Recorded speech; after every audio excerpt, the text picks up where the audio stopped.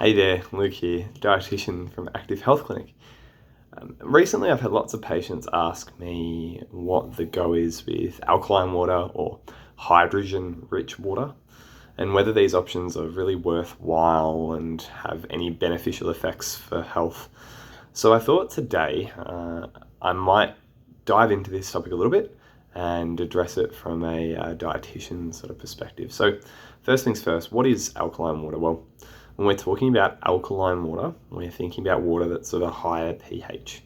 So if you're not familiar, pH or a concentration is a scale between 1 and 14, where 1 is very acidic, 7 is neutral, and 14 is very basic or alkaline. So when we think about water and how basic or acidic it is, we think about around about that neutral range, around about 7. And if you live in Australia, in Melbourne in particular, most of our water is a pH of between 7 and 8. So it really does sit in that range, and this is considered what we call soft water. And it means that the water is not super mineralized or has lots of different minerals like calcium, chloride, etc., in them.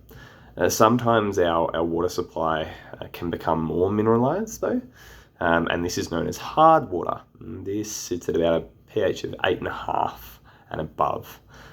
Interestingly, you'll note that if you say get in the shower and you can't sud up your soap, you'll be living in a place where you get hard water out of the tap, and that's not very common here in Australia.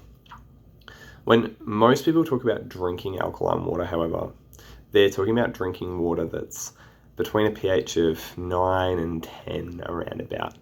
We don't want to go any further than that or much further than that, maybe to about 11, because after that you start getting towards bleach territory and other cleaning products, and obviously we don't want to drink them. Hydrogen water is a little bit different, and this is where we specifically add water. We add hydrogen, to our water to give it more hydrogenated property. So it means it becomes ionized, and I won't go into the chemistry of that. But the desired effect is essentially that more hydrogen in our water has health benefits.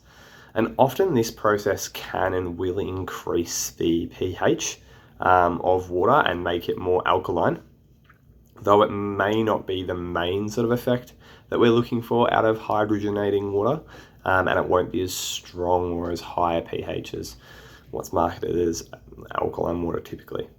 So something that I get asked all the time is whether drinking alkaline water will make a stomach or the body as a whole less acidic. And the answer is a strong no, because pH balance, so how acidic or basic a certain space is or a certain liquid is in your body's cells or in your organs, is a very, very tightly controlled, what we call homeostatic mechanism. So this means that your body knows that it's going to be very dangerous for these for these liquids or for these organs to exist outside of these pH values for very long. So it simply just won't allow it to happen. And that's pretty easily sort of debunked, if you like, thing about alkaline water or pH of drinking something that's a higher pH. But that doesn't mean that there's no benefits to drinking fluid of a higher pH, or more specifically probably this hydrogen-rich water. And consuming this hydrogen-rich water that can be of a higher pH is probably helpful in two main ways.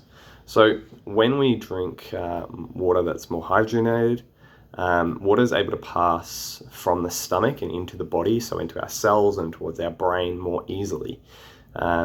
When the water that we consume has more of these free hydrogen ions running around in it.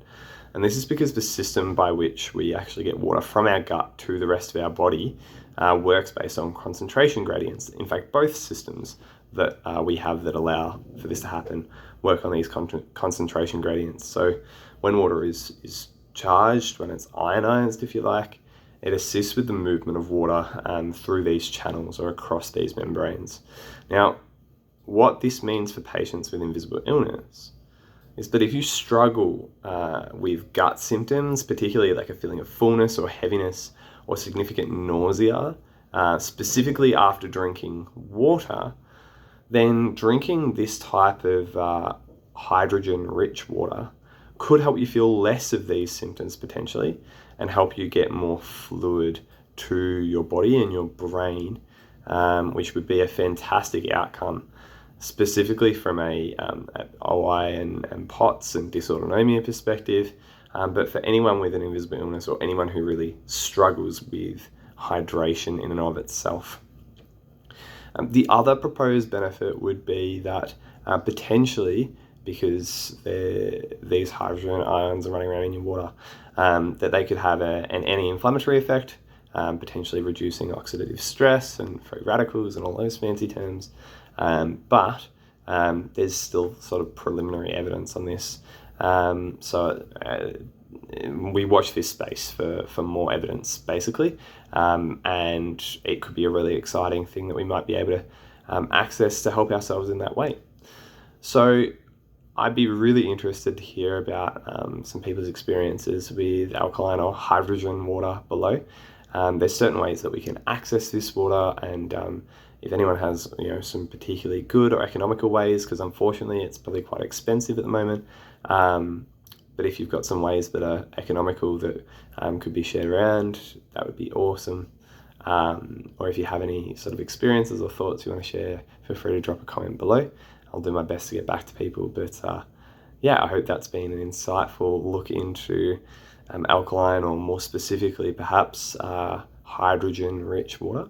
And yeah, I hope it helps with whatever questions you might have had. As usual, take care and happy eating.